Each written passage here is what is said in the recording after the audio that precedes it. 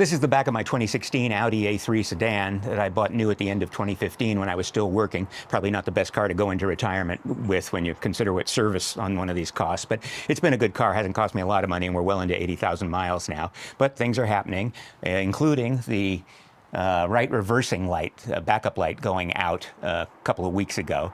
And the Audi, of course, likes to remind me that it's out all the time. Every time I push the button to start it, I get a warning on the display, and I have to drive around with this little weird icon and exclamation point going all the time.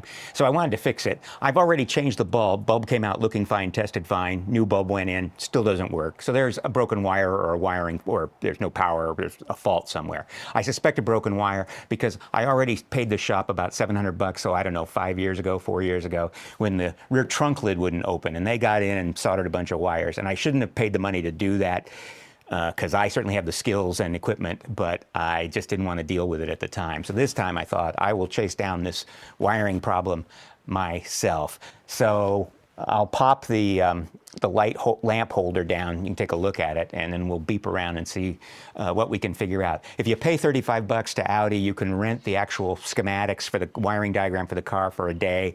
I'm too cheap to do that right now. We'll see, might come to that. First, I'm just going to kind of beep things out and see what I can discover about the situation here. All right, first of all, there's a lot of crap in here, so we can empty this out the way Jenna Phipps does it. And up here, there is a door. Pry this open, and the lamp holder is up here. I'll move the camera. So here's the lamp carrier tucked away in here, and if you push these in, this one and this one here, then you can loosen it up. And there's some stake pins that are additional grounds, I believe. Maybe they pass wiring along too. We'll figure that out a little bit. Let's see. Yeah, push in, so that's starting to come down. Push in. Sorry about being in the way there. There we go. Okay, so now we can take a look at this thing. So I hope you can kind of see this. This pin here is ground and goes to this light. This one's ground for this light. And then these two in the middle seem to be just passing the circuit through to these connectors on top, or I don't know what the heck that is. But on the back, on the wiring harness here, I hope you can see okay, this brown and brown-black wire is connected to the ground. That's beeping here for the light. And then I know from looking at free wiring diagrams that most Audis, or a lot of Audi A3s, use a green and red wire for the reverse light, the right reverse light. And so if I put a probe here on the red and green wire and the brown wire, it beeps because it's going through the bulb. And if I take the reverse light bulb out and try to do that again, now it won't beep because it's open. So we've effectively identified this brown and green wire as being the reversing light wire. What I can do now is turn the car on and check, and I wonder if the light would work at all.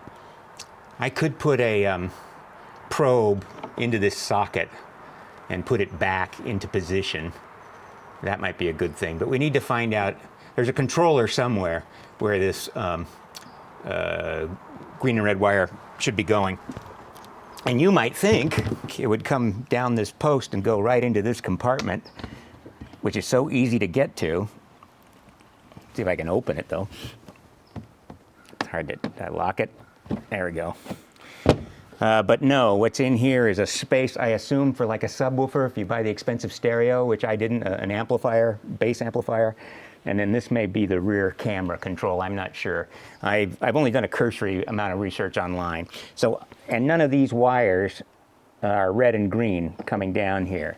So I think that the wiring controller is on the other side. So it looks like the bulbs will light without the stake pins being connected, ground coming in through the brown wires. This is the tail light, and this is the reversing light, and as you can see, it's off there. Let's wiggle this around and see if we can. There's a short maybe right here at this bend. Yeah. Don't think so. How do you get this out? Why do I want to go in here? Because I looked at another YouTube video from some fellow in Germany or someplace working on this, and he had a broken light like I do, and it was in this tunnel here, and there's a big controller sitting here, although it doesn't look like there's much room. So the question is how you get this out, and it looks like there's a couple of plugs up here that I can pop and hopefully unscrew something, and then we'll see if we can take this apart. Well, the screwdriver is wedging it out, but only on this one side. I have this tool I use to put grommets in radios. I don't know if I can, it's hard to do and hold the camera here. Let's see if this will grab both sides of this thing. Well, I'm gonna have to put the camera down. Hang on, sorry. So here it is, and it turns out brute force is not the way to do this. This tool worked really good at grabbing here and pulling out, except you can see this is, if I can get it focused there, is threaded. So what you're supposed to do is take this center section out, which is a pin, looks like. And I don't know if that loosens it up enough to just pull the whole thing out. So we'll try that with the next one. See if we can get it out a little more gently. So this kind of thing is why people buy the service manual, although the service manual should be free or at cost for owners, I would, you'd think. So if I can get this with just, I thought I might be able to do this with just my hands. No, all right, let's get the screwdriver. Maybe there's an attachment around here. I better drop the seat and take a look. No, there's no attachments here. This is where the seat goes up, rear seat. And looks like that's loose enough. A little pinchy here, but this piece should come out now, maybe? I wonder if, I should look. I should lift the spare tire thing and check along the bottom.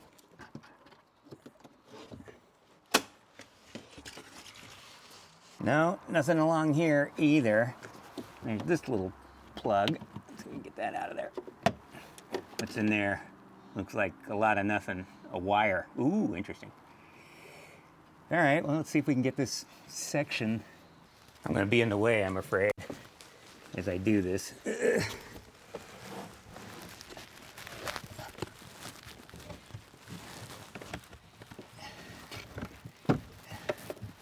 Yeah. Popped out pretty good in front here. Clear the seat. Let's see what's in here. Is it worth continuing? Yeah. Oh, there's a big wiring harness.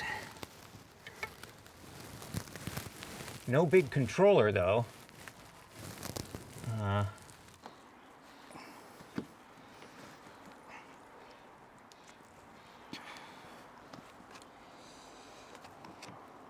So now I'm looking at this piece of plastic in the center that covers the trunk latch and wondering if I can take out that pin there, and there's a couple of others, and lift this plastic out so I can free this panel where it goes underneath. It looks like those metal red pins at the bottom just hold it in place. I don't think they're... Yeah, I think this thing just is press fit in here. Let's see if I can lift it out. Hey! So there's nothing really to detach to get in, and nothing very interesting. I don't know how you'd get into this void, but this frees this edge of this thing now a little bit. So let's see if we can keep working on this. Just a big, oh, what do they call those clips? Yeah, it's just clipped in. Kind of go around and pop them. They're little triangle clips. This luggage latch seems to be in the way.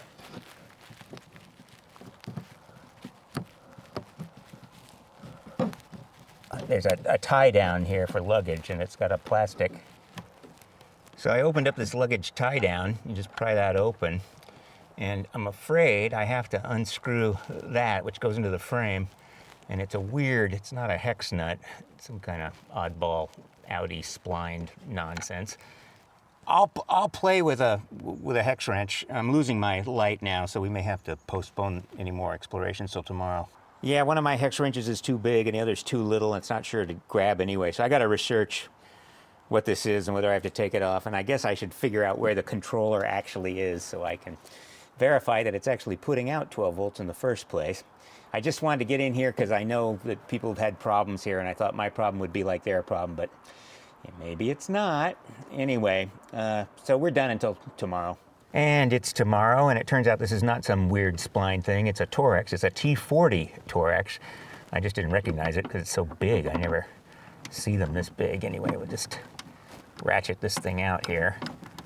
No, I'm gonna have to put the camera down. Hang on.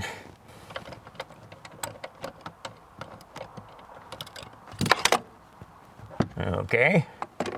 Well, that loosened things up considerably. Let me do the other one.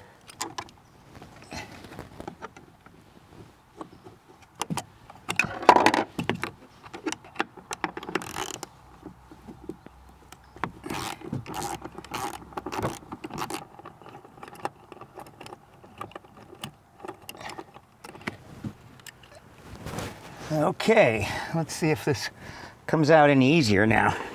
Oh yeah, that was the secret. Now everything's just coming right out, except for around here. Thought that split, but we're nice and loose. There we go. Yay! Finally. Let's take a look and see what we got going on. Okay, let's look around. The front of the car is that way. This is the main loom of wires coming from the front of the car. I'm told the control unit is under the dashboard to the left of the steering wheel with the fuse box on front, and the wiring comes in splits. This goes down into the floor, and this goes up here to the trunk latch. And looky here, we have a bunch of wiring that's been cable tied and wrapped in electrical tape. So this is my $700 wiring job. Maybe they splice some extra wire in here is why this is so long. But if I had to pick where there's going to be a failure, maybe at this bend or this bend or this bend, and this is rocking up and down all the time. So I'm going to unwind this electrical tape and cut these cable ties and go in here. It's tempting to go in over here, so we're earlier in the bus, but this is such a, it's not a complete bodge, but it's not great. I mean, I'd be using shrink wrap and stuff on this. So I'm going to unwrap all this. We'll take a look what's in here and see if we have voltage on this and continuity to the light from this point, or maybe we'll just find a break straight away. Cross your fingers. Hang on. And we're in, and it turns out we have 3 broken wires, including our reversing light there in the foreground. You can see the tech spliced in this red wire and did shrink wrap it and then bundled the whole thing in electrical tape, so I guess it's not so bad. I don't know how to make this so it doesn't metal fatigue again, actually, but I'm going to get out the soldering iron and the shrink wrap myself and patch this up. The cable tie points are factory, it looks like, on the cloth original factory loom there. Before I do that, I'll tell you what, I'll jumper the reversing light with a jumper cord and we can see if it actually lights up. So here's my little jumper. The car's on and in reverse. And if we go up here, that's the one that has been working. And now, yes, this backup light is working too. So that is definitely the problem. I will patch it up.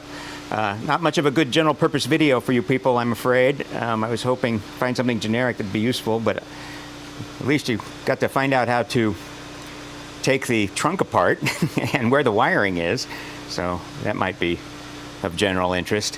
I suppose this would be a warranty job in a perfect world, but I didn't know the failure was here. I didn't even really have an idea where they had patched it.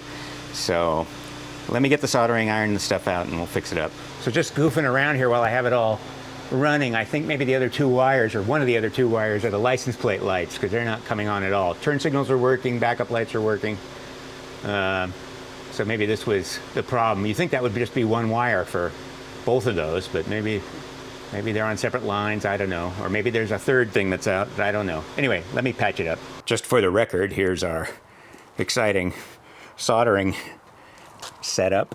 My old 20 watt soldering iron I've had since I was a kid. And the wires are stripped and ready to go. It seems to be number 20 wire, so that's what I'll be putting in here. The 18 didn't strip completely, so it does seem to be 20. Got the heat gun for the shrink wrap. I don't like to use the soldering iron for that. So let's get to work. All right, so I've soldered my 3 wires there. I'll cut those to length and do the other side. And I'm thinking, instead of wrapping it in electrical tape, I'm going to just kind of loosely bundle it with cable tie, because I don't think moisture is a problem. It's dry in here. And I might cut that factory cable tie point up there so I can kind of relax the whole bundle back more into the cavity so it doesn't have to bend as sharply. It's interesting to note that the brakes were not where the technician had put in these patches. It was in the original wires, so I think it was the bends getting into the patches, because there's a lot more wire here now than there was originally. Hey, do any of you know what the heck that thing is? It's a flappy. Wait a minute, let me see if I can push it here. You see this? It's a vent to the outside. I don't know why this needs to have pressure equalization or what that's for. If any of you know, drop me a note in the comments. Anyway, all right, let me connect the other end of these wires up. So here's my patch, such as it is, and these will, you know, tuck in here. And I have it turned on and in reverse, and I've tested all the lights, and we're fine. And oh, look, we have license plate lights now. So that was at least one, or maybe both of the other wires. And this backup light is now on. All right, so now let's bundle things up and see about putting it back together. So I see that when you get into the trunk, they do wrap the whole loom like this is a hostile environment, but I'm not going to do that. I just put some cable ties around it. I'm going to keep the electrical tape off because it makes it stiff, and I think I might be back in here again. So I've just kind of tucked my repair back there. If I close the trunk lid, you can kind of, see if I can catch it with my foot. You can kind of see how that loom stretches out? So it's always flexing. Let me get the light over here. You know? But now it has a lot fewer really tight bends. And did I say I think solder might get down in the wire strands and then make it stiff, and then that just helped it snap. But the tech had some really tight bends in this thing, and I don't think that's good. So hopefully this is more relaxed. It's still flexing, you know, it's gonna break again. I don't quite know what to do about it. If you have any thoughts, let me know, but that'll be it. All right, I'm gonna put it back together, put all the trim back in. Okay, that's it. It went back together fairly easily. The junk is back in the trunk, and the lights are working. Got backup light here, backup light here. We got license plate lights now. So that's it. Thanks for watching. Like, subscribe, and we'll see you on the next one.